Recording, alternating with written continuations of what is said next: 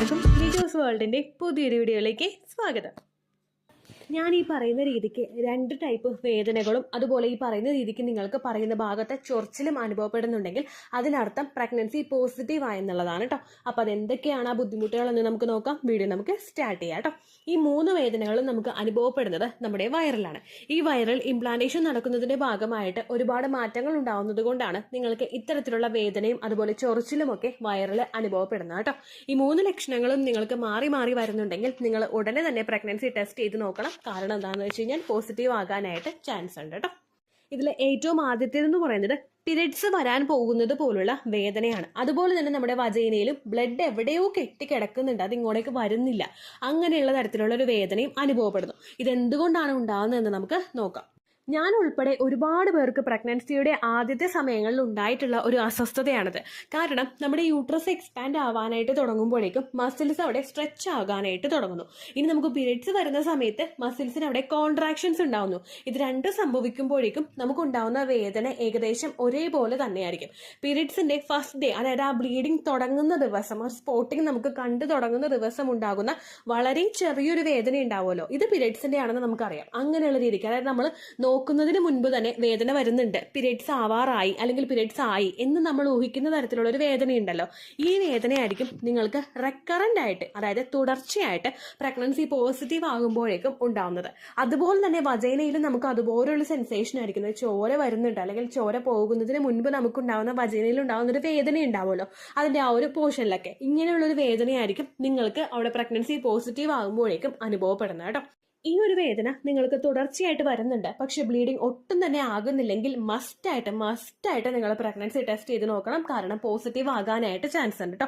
Especially നമുക്ക് ഈ ഒരു വേദന വരുന്നത് നമ്മുടെ ഫസ്റ്റ് പ്രഗ്നൻസിയിലായിരിക്കും. യൂട്രസ് എക്സ്പാൻഡ് ആവാതിരുന്നിട്ട് അതിന്റെ മസിൽസ് ഒക്കെ ഒരു സ്ഥായി ആയിട്ടുള്ള അവസ്ഥയിൽ നിന്നിട്ട് പെട്ടെന്ന് യൂട്രസ് എക്സ്പാൻഡ് ആവാനായിട്ട് അങ്ങനെ നമ്മൾ കൈ ചുരുട്ടി വെക്കുന്ന കൈ പ്രഷർ കൊടുത്ത് കൈ തുറക്കുമ്പോഴുണ്ടാകുന്ന ഒരു എഫക്റ്റ് നമുക്കുണ്ടാവുമല്ലോ, ഇതേ എഫക്റ്റ് തന്നെയാണ് നമ്മുടെ യൂട്രസിലും ഉണ്ടാകുന്നത്. ഇതിങ്ങനെ വികസിക്കാനായിട്ട് തുടങ്ങുമ്പോഴേക്കും അതിന് ചുറ്റുമുള്ള എല്ലാ മസിൽസിലും അതിന്റെ എഫക്റ്റ് വരാനായിട്ട് തുടങ്ങും.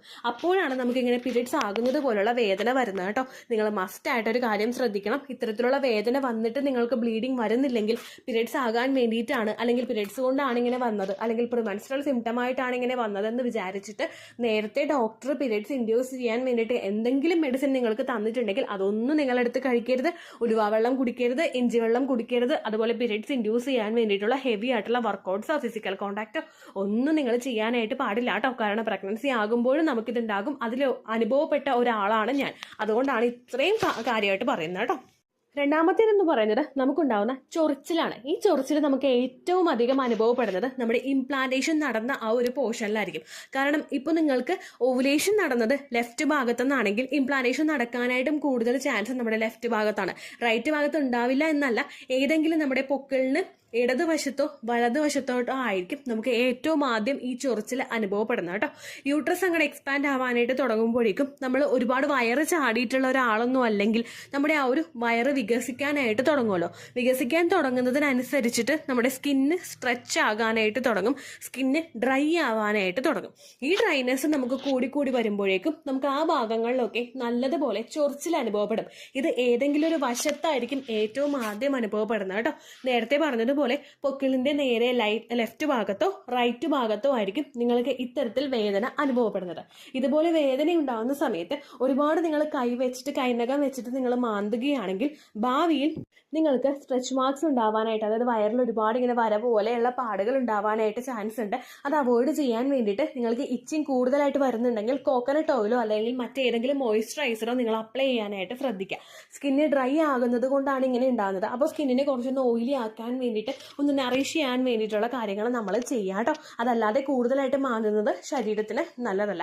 ഇങ്ങനെയുള്ള സമയത്ത് ചൊറിച്ചിലുണ്ടാകുമ്പോഴേക്കും ധാരാളം വെള്ളം കുടിക്കാനായിട്ട് നിങ്ങൾ ശ്രദ്ധിക്കുക.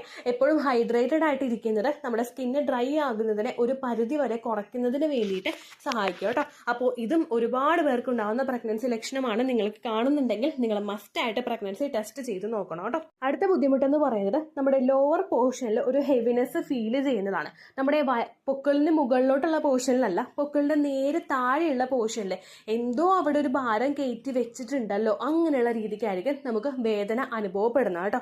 ഇംപ്ലാന്റേഷൻ നടന്ന പോർഷനിലായിരിക്കും നിങ്ങൾക്ക് ഇത് ഏറ്റവും കൂടുതൽ കാണുന്നത്. എസ്പെഷ്യലി നമുക്ക് ഇംപ്ലാന്റേഷൻ ഉണ്ടാകുന്നത് നമ്മുടെ ലെഫ്റ്റ് ഭാഗത്തോ റൈറ്റ് ഭാഗത്തോ ഒക്കെ ആയിരിക്കും.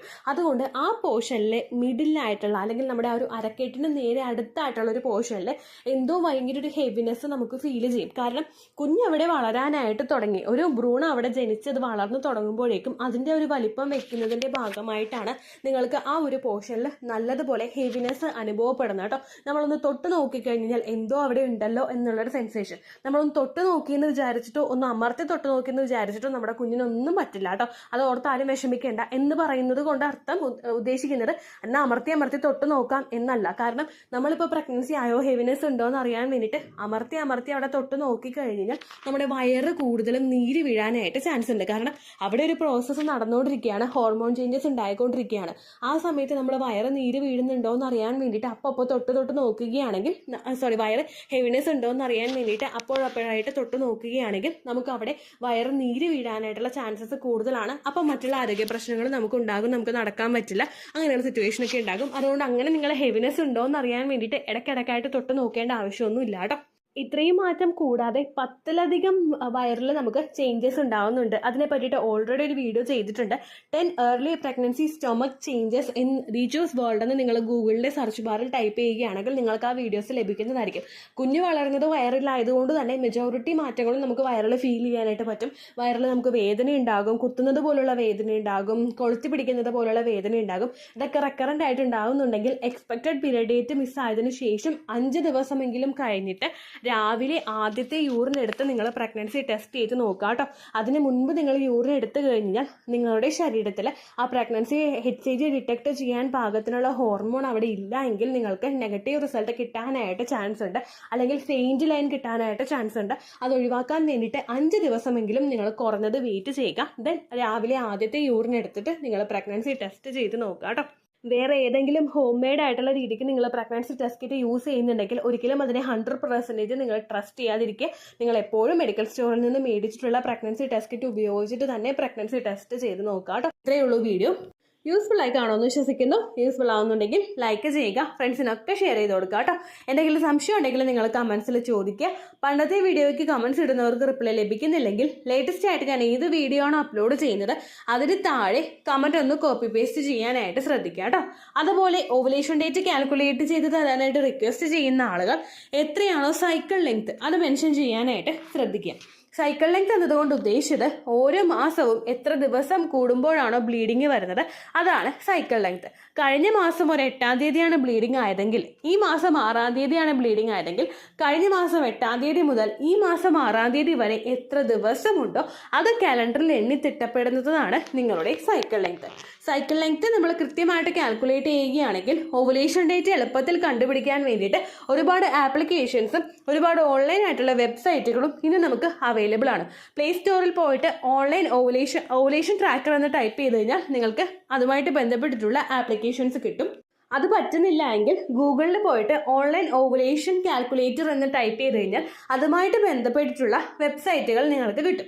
അതിൽ നിങ്ങളുടെ ലാസ്റ്റ് മന്തിലെ മെൻസ്ട്രേഷൻ്റെ ഡേറ്റും ഒപ്പം ഞാൻ ഈ പറഞ്ഞ രീതിക്ക് നിങ്ങൾ കാൽക്കുലേറ്റ് ചെയ്യുന്ന സൈക്കിൾ ലെങ്ത്തും എൻ്റർ ചെയ്ത് കൊടുക്കുകയാണെങ്കിൽ നിങ്ങൾക്ക് കൃത്യമായിട്ട് ഓവുലേഷൻ ഡേറ്റ് കണ്ടുപിടിക്കാനായിട്ട് സാധിക്കും. ഫെർട്ടൈൽ ടൈം പീരീഡും നിങ്ങൾക്ക് കിട്ടും. അതായത് എത്ര ദിവസം മുതൽ കോൺടാക്ട് ചെയ്ത് തുടങ്ങിക്കഴിഞ്ഞാൽ നിങ്ങൾ പ്രഗ്നൻ്റ് ആകും എന്നുള്ളൊരു ഡേറ്റും നിങ്ങൾക്ക് പ്രോപ്പറായിട്ട് കിട്ടും കേട്ടോ. ഇത് കാൽക്കുലേറ്റ് ചെയ്യുന്ന സമയത്ത് സൈക്കിൾ ലെങ്ത് കാൽക്കുലേറ്റ് ചെയ്യുന്ന സമയത്ത് നിങ്ങളുടെ ആ ഒരു കലണ്ടറിൽ നോക്കി തന്നെ നിങ്ങൾ കാൽക്കുലേറ്റ് ചെയ്യുക. പല മാസങ്ങളിലും 30-31 ദിവസമുണ്ട്, അതുകൊണ്ടാണ് അങ്ങനെ പറഞ്ഞത്. ഒപ്പം നിങ്ങൾക്ക് ബ്ലീഡിങ് തുടങ്ങിയ ദിവസത്തിന് വേണം നിങ്ങൾ ഡേ 1 ആയിട്ട് എടുക്കാൻ വേണ്ടിയിട്ട്. സ്പോട്ടിങ് തുടങ്ങിയ ദിവസത്തിനെ, അതായത് ചെറുതായിട്ട് ഡിസ്ചാർജ് പോയി തുടങ്ങിയ ദിവസത്തിനെ നിങ്ങൾ കൺസിഡർ ചെയ്യേണ്ട ആവശ്യം ഇല്ല കേട്ടോ.